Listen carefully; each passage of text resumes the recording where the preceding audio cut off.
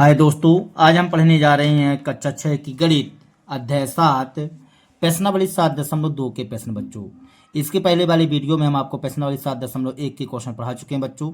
यदि आप हमारा वो वाला वीडियो ना देख पाए हो तो आप हमारे चैनल के प्ले लिस्ट में जाकर के प्रत्येक वीडियो को सीरियल बाय सीरियल देख सकते हैं बच्चों। तो देखेंगे प्रश्नावली 7.2 का पहला नंबर क्वेश्चन कहता संख्या रेखाएं खींच के और उन पर निम्नलिखित भिन्नों को बिंदु रूप में दर्शाइए। हमें बिंदु रूप में दर्शाना है बच्चों, तो संख्या रेखा पर प्रदर्शित करना है। तो चलिए इन रेखाओं को, इन बिंदुओं पर हम इन अंकों को प्रदर्शित करेंगे, इन भिन्नों को प्रदर्शित करेंगे बच्चों संख्या रेखा पर। तो देखेंगे प्रश्न नंबर 7.2 का पहला नंबर क्वेश्चन बच्चों। तो पहले का ए नंबर में बच्चों 1/2, 1/4, 3/4, 4/4। ठीक है, देखिए सभी में हर में 4 लिखा हुआ है, लेकिन इसमें 2 लिखा हुआ है बच्चों। तो हम इसको क्या करते हैं, इसको हम बना देते हैं 2/4। कैसे बना दिए, ऊपर नीचे 2 का गुणा कर दो बच्चों। 2 का ऊपर गुणा किया, 2 का नीचे गुणा किया, तो 2 1 कम 2, 2 दूनी 4 बन जाएगा। 1/4 को रहने दीजिए, हर हमने यहाँ क्या कर दिया बच्चों, समान कर दिया है। ठीक है, अब देखिए संख्या रेखा में प्रदर्शित करने के लिए बोला गया है, तो संख्या रेखा पर प्रदर्शित कर दो बच्चों। यहाँ पास मान लीजिए हमने 0 ले लिया, यहाँ हमने 0 ले लिया, और यहाँ पास हमने 1 ले लिया। ठीक है बच्चों, 1 हमने ले लिया, और यहाँ पास -1 हमने ले लिया। अब देखिए यहाँ पास 4 का हिस्सा है, /4 लिखा हुआ बच्चों, तो हम /4 का हिस्सा करते हैं। देखिए यहाँ पास 1/4, 2/4, 3/4 और ये 4/4 बन जाएगा बच्चों। तो हम 1 को, देखिए 0 को हम क्या लिख सकते हैं, 0 कहला जाएगा बच्चों हमारा, 0 कहला जाएगा 0/4 हम इसको लिख सकते हैं, लिखना चाहें तो। ठीक है, 0/4 हो जाएगा, लेकिन ये कहलाएगा 1/4, 1/4। ये कहला जाएगा 2/4, ये कहला जाएगा 3/4, और ये कहला जाएगा 4/4। इस तरह से बच्चों। तो देखिए हमने 4 हिस्सा किया, 4/4 को हम 1 बोल सकते हैं, ये 3/4 कहला जाएगा, 2/4 कहला गया, 1/4 कहला गया बच्चों। ये 0/4, लेकिन हमको 4 अंकों को प्रदर्शित करना था, तो 2/4 को हम क्या बोल सकते हैं बच्चों 2/4 को 1/2 बोला जा सकता है, यह 1/2 कहला जाएगा। 1/2 हो गया, 1/4 हो गया। हम अलग से लिखे देते हैं बच्चों, ये 3/4 कहला गया, और ये 4/4 कहला गया। प्रदर्शित हो गया ना बच्चों, इस तरह से प्रदर्शित करना था।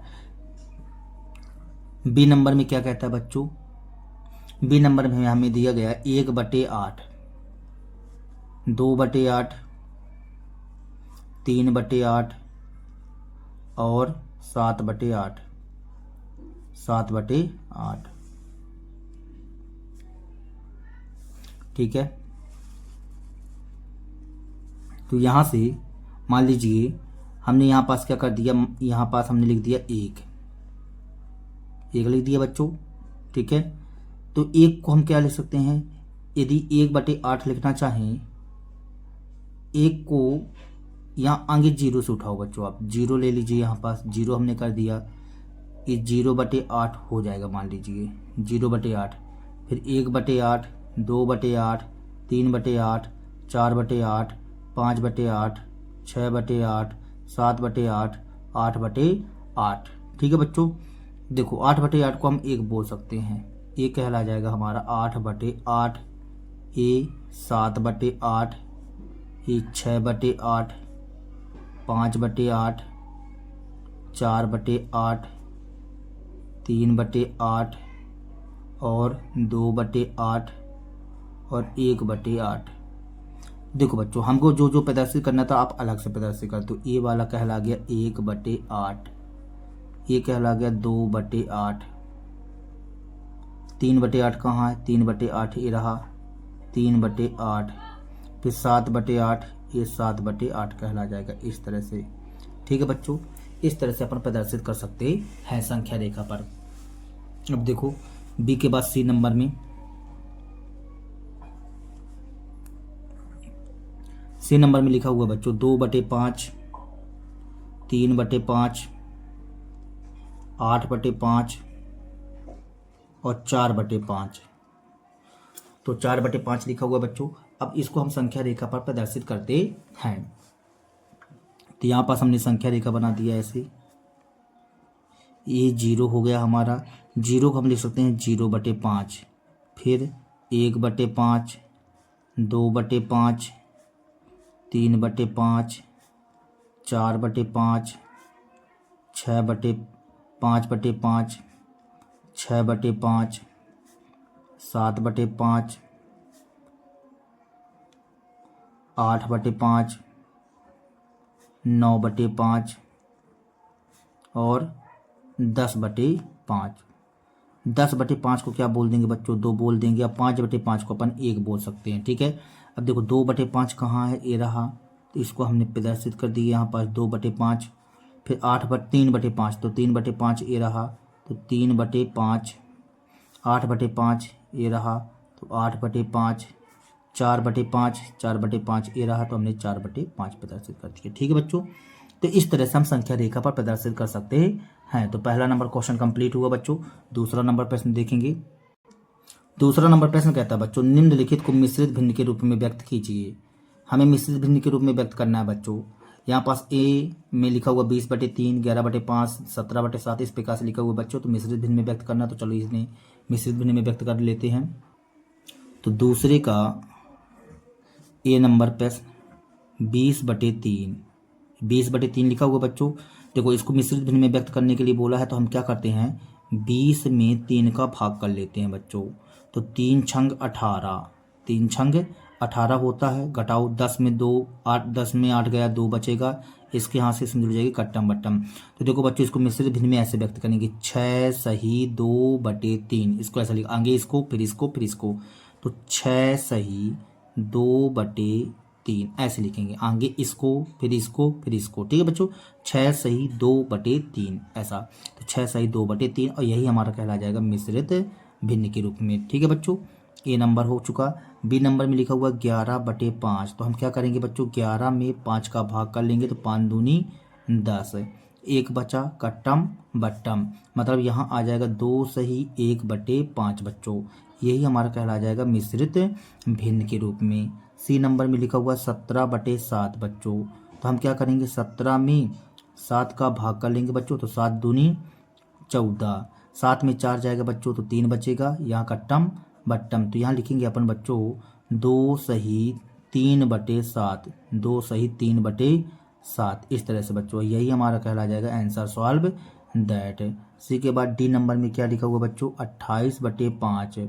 हमने लिख दिया 28/5। 28 में 5 का भाग करेंगे बच्चों, तो 5 25। 8 में 5 जाएगा, 3 बचेगा। कट्टम बट्टम, मतलब 5 सही 3/5, और यही कहलाएगा आंसर सॉल्व दैट बच्चों। डी के बाद ई नंबर में लिखा हुआ 19/6, 19/6। तो यहाँ पास हम क्या करेंगे? 19 में 6 का भाग कर लो बच्चों, तो 6 तिरिक 18 आ जाएगा। 9 में 8 जाएगा, 1 कट्टम बट्टम। तो हम इसको लिखेंगे बच्चों 3 सही 1/6 बच्चों।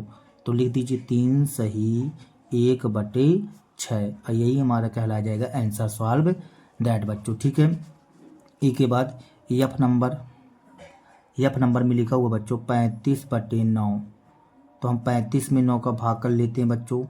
35 में 9 का भाग, तो 9 दूना 18, 9 3 27, 9 तिरिक 27 है। तो यहाँ से आ जाएगा 15 में 7 चला जाएगा बच्चों, तो कितना बचेगा हमारे पास? 5 3 8 बचेगा बच्चों।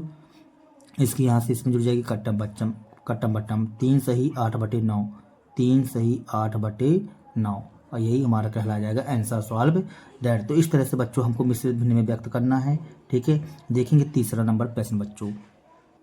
तीसरा नंबर प्रश्न कहता है, निम्नलिखित को विषम भिन्नों के रूप में व्यक्त कीजिए।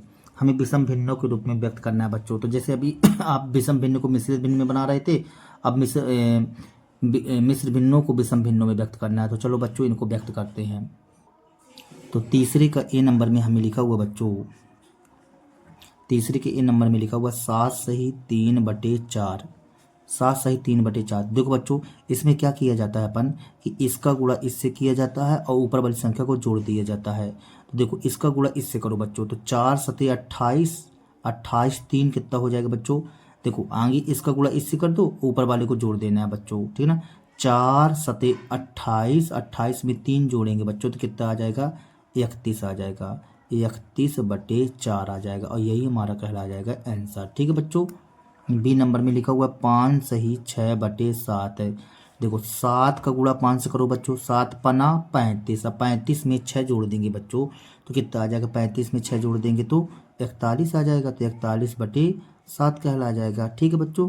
बी के बाद सी नंबर में लिखा हुआ है 2 सही 5/6, 2 सही 5/6, तो इसका गुणा इससे करो और ऊपर वाले को जोड़ दो बच्चों, तो 6 दूनी 12, 12 हो गया, 12 में 5 जोड़ो बच्चों, कितना आएगा, 12 5 17/6 आ जाएगा। इसी के बाद डी नंबर बच्चों, डी में लिखा हुआ 10 सही 3/5, 10 सही 3/5 लिखा हुआ बच्चों, तो इसको हम करेंगे तो 10 पना 50, 50 3 53, 53/5 आ जाएगा बच्चों। ठीक है। डी के बाद ई नंबर में 9 सही 3/7 बच्चों, तो 7 नहीं है 63, 63 3 कितना हो जाएगा बच्चों, 66, 66/7 आ जाएगा। ई के बाद एफ नंबर में बच्चों, एफ नंबर में लिखा हुआ 8 सही 4/9, ऐसा 9 8 72, 72 4 76 आ जाएगा, 76/9 और यही हमारा कहला जाएगा आंसर। Solve that. ठीक है बच्चों। तो इस तरह से आपकी प्रश्न वाली समाप्त हो जाती है बच्चों। यदि हमारा वीडियो आप लोगों को पसंद आया हो तो कृपया हमारे चैनल को सब्सक्राइब कीजिए, लाइक कीजिए एवं शेयर कीजिए बच्चों। मिलते हैं अगली वीडियो के साथ में, तब तक के लिए बच्चों जय हिंद, वंदे मातरम।